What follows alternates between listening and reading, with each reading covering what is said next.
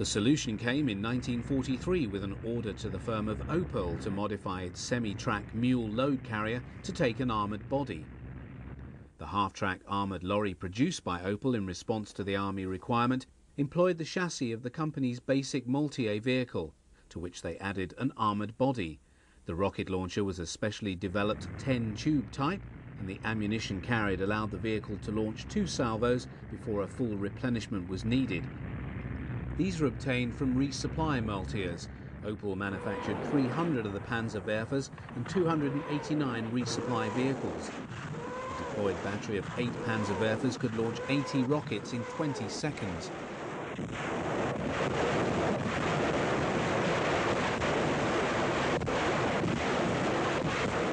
Although most film of Panzerwerfer batteries in action show them in Russia, they were employed on all fronts.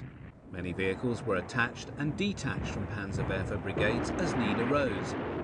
The ability of the Panzerwerfer batteries to travel with armoured formations and be employed alongside self-propelled artillery detachments was especially important from late 1943 onwards, as panzer divisions became fire brigades, rushing from one section of the front to another to deal with Soviet breakthroughs.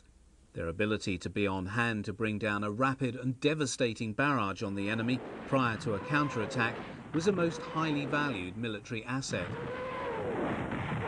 Forerunner of the Panzerwerfer was the 251 half-track, fitted out to carry 6 of the larger 280 or 320mm rockets in wooden or metal frames, attached to movable base plates on the sides of the vehicle.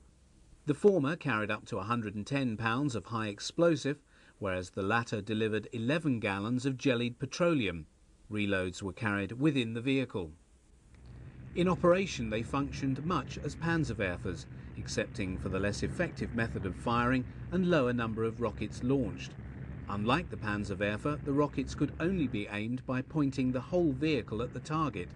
Only the angle of the launcher frame could be changed. In other respects, the spectacle and sound was as for the same. These are late model 251Ds operating on the German-Dutch border late in 1944. The 600mm mortar, nicknamed Zew, was the largest caliber weapon ever mounted on a tracked chassis and is seen bombarding Warsaw in August 1944 during the uprising. The heavier shell fired from the mortar weighed 2.17 tons. Just 6 were built as heavy siege weapons, with 4 used to reduce Sevastopol in 1942. At the other end of the scale, one of the smallest self-propelled weapons employed by the Germans was the remotely controlled demolition vehicle known as the Goliath.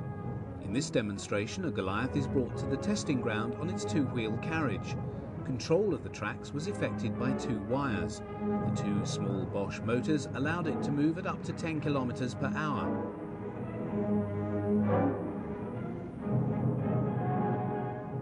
From his position, one of the soldiers studies the target, in this case a captured Soviet Su-85 self-propelled gun. The Goliath is released and directed towards its target. Scuttling across the frozen ground, it is driven into the side of the Soviet machine. The target and Goliath are both destroyed by its onboard explosive charge. For 6 long years, the German army employed a wide range of self-propelled weapons, ranging from armoured trains and tank destroyers to super-heavy mortars, at first to conquer and ultimately to resist their many enemies on the long retreat back to Berlin.